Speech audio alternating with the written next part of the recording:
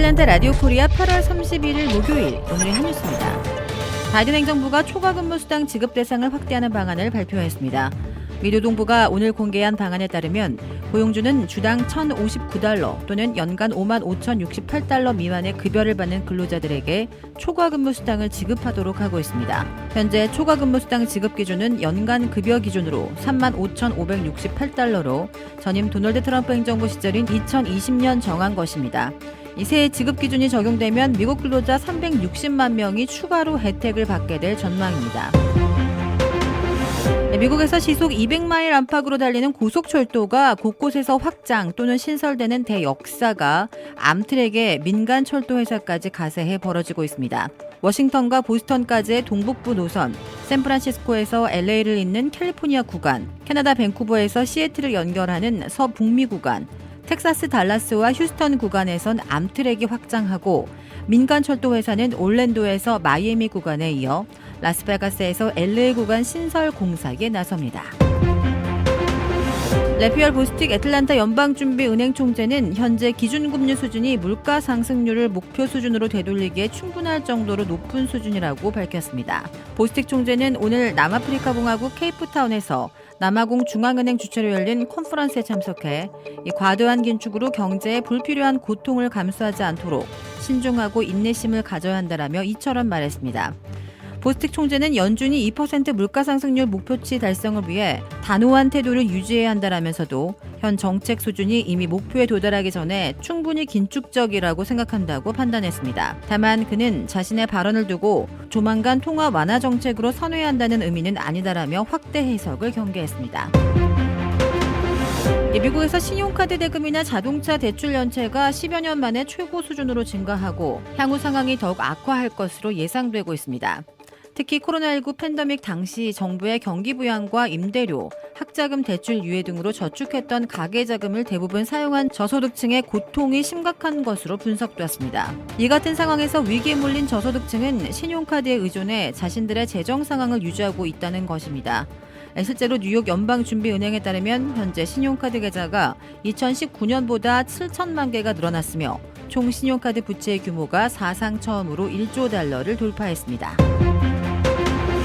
도널드 트럼프 전 대통령이 대선 개입의 혐의로 유죄 판결을 받기 전에 공화당 대통령 후보로 확정될 가능성이 제기되고 있습니다. 그럴 경우 공화당 대통령 후보를 선출하는 대의원들이 트럼프 충성파와 후보 교체파로 분열되고 7월 중순에 열리는 전당대회에서 중대한 선택을 하게 될 것으로 예상되고 있습니다.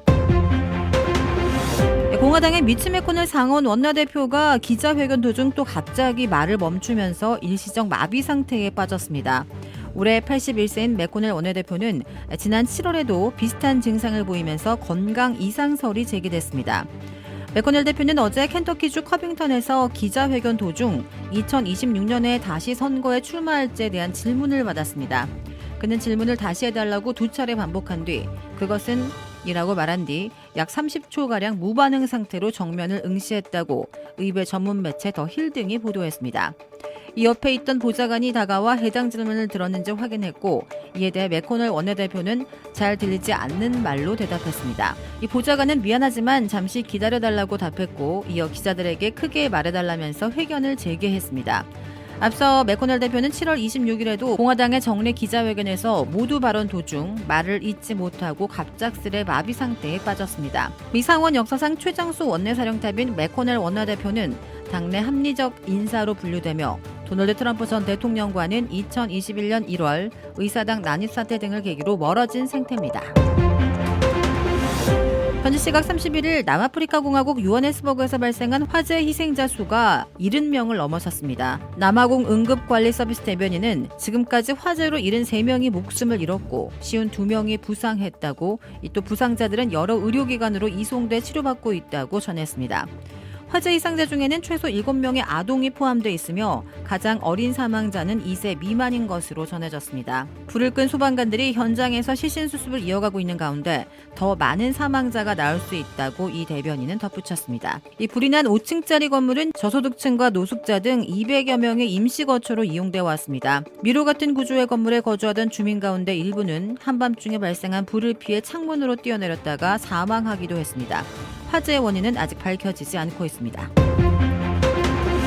한국에서 더불어민주당 이재명 대표가 한국 시각 31일 오후 무기한 단식 투쟁에 돌입했습니다.